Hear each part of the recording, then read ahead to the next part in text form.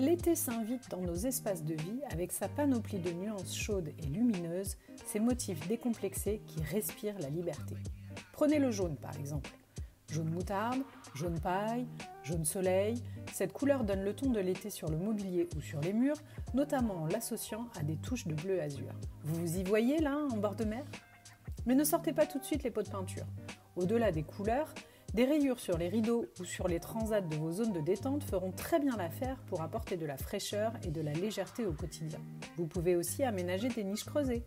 Héritée de l'architecture méditerranéenne, pratique et esthétique, elle crée des murs atypiques qui suggèrent l'évasion et l'exotisme de la période estivale.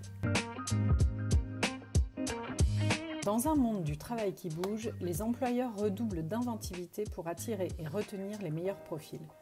Les conditions de vie et l'envie de travailler autrement sont devenus un argument de premier choix et sur ce terrain-là, tous les coups sont vivement encouragés. Saviez-vous qu'au Japon, le célibat est considéré comme un véritable échec par les concernés ? Quel est le rapport avec le monde du travail, vous me direz ? Eh bien, au pays du soleil levant, on est convaincu qu'une vie privée épanouie favorise l'efficacité au travail. Des entreprises ont donc décidé de jouer les entremetteuses avec l'aide de l'appli de rencontre Elgoen. Son IA détaille le niveau de compatibilité entre les employés et les conseille sur leurs échanges jusqu'au premier rendez-vous. Pas totalement dépourvu de sens, après tout. Ils ont déjà un point commun. Nous avons exploré ce type d'initiative et bien d'autres dans notre e-magazine interactif U-Explorer 2. Agir pour la planète à son rythme et sans culpabiliser de ne pas en faire assez, c'est l'ambition que se donne Romualdine Fournier, à l'origine de Génération Zéro.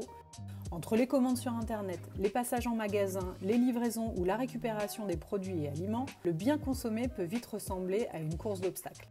L'appli crée des écosystèmes locaux mixant écologie, économie et bénévolat.